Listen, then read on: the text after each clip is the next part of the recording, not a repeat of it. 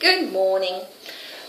In our daily life, we run, we work, meet people, and we get caught up in this race.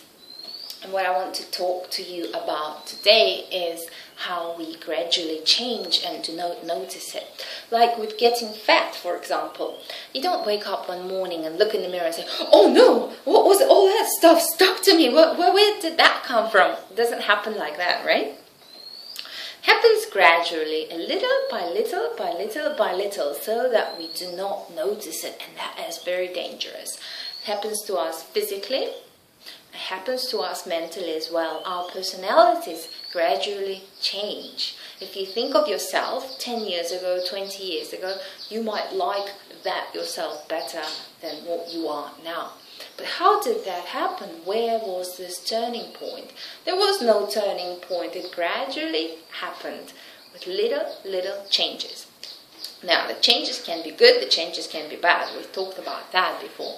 If they're good, excellent. Like with yoga, you become more and more flexible with every day. If I thought of this pose and sitting in this position for 5 minutes even, 3 years ago, I would say what? My legs could never, ever fold into this position because I am stiff. My legs are not flexible. I'm a Western person. And there was millions of excuses. Now look at it. It's fine and it doesn't hurt. It just lies there. Yeah, it's fine. It's comfortable.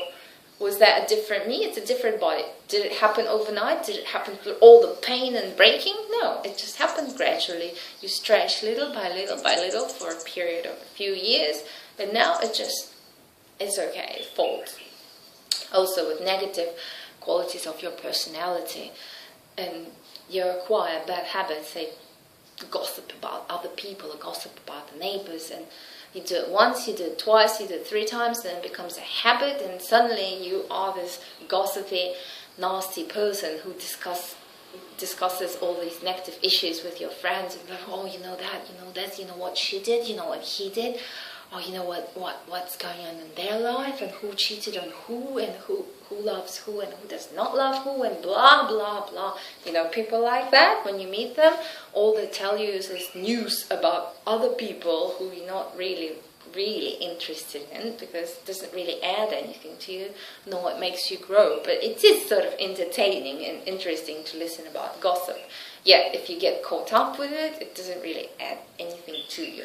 So we don't want to be part of it. Now, to the point. Also blah blah. To the point, what I want you to do is to stop, freeze, and monitor yourself. Where are you making changes in your life? Not recent changes, the overall long-term changes. Where are you going with certain habits? Are you getting fat or are you losing fat? Are you getting more positive or are you getting more negative? Are you getting more in control of yourself or less in control of yourself? All these areas and many other areas, and it's very person specific. So only you can tell me, and you can tell yourself, where are you going with your habits, with your changes, and what is your ultimate direction now? So that you end up somewhere where you want to be rather than when you don't want to be, right? What is the best way to do it? By starving, by fasting. What? Not eating anything. No. Fasting in the area that you are looking at, in the area of your life. You can be cell phone fasting, you can be TV fasting, you can be smoke fasting, you can be food fasting, you can be women fasting, you can be people fasting and friends fasting and certain groups fasting. Any sort of fasting. Like, what would that imply? Okay, if I think about it, I do spend a lot of time with a cell phone in my hand. I have KakaoTalk, I have Line, I have, was it Google Chat or something like that, and 3 or 4 email boxes connected to my cell phone. There are also videos that people send on Kakao, and there's this and this and this. There's also YouTube and all the fun links that millions of your friends send to you that you all have to check and so on. So the cell phone, and the Thai dictionary is in there. and the recording and the radio. The cell phone is in my hand probably like 1/3 of the day. It is within the reach. It is literally in my hand and I'm looking at it. Now, would that be good? And I'm not saying that this is true at the moment, I'm just giving you an example.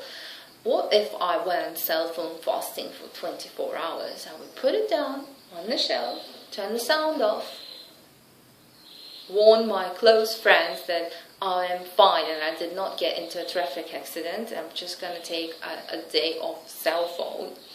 Just leave it there. What's going to happen? What am I going to see? I'm going to realize my true attachment to that object.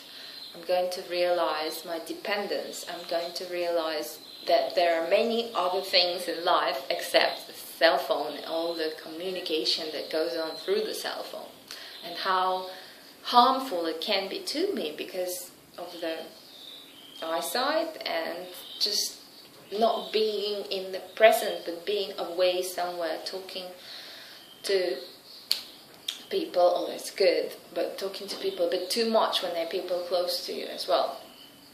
And that's a common addiction, let's say. There's also TV, and some people do have this TV addiction, so to say. I'm not saying that you have any addictions. It doesn't have to be addiction or dependency. Let's just say it's a slight overuse of a certain object, and when you step away from it just for 24 hours, you're able to see the alternative route and what is really going on in your life, including that object. My personal one is not the cell phone, it's the food, because as a child, my parents had me when they were really young, and sometimes we didn't have food in the house because they were irresponsible and young.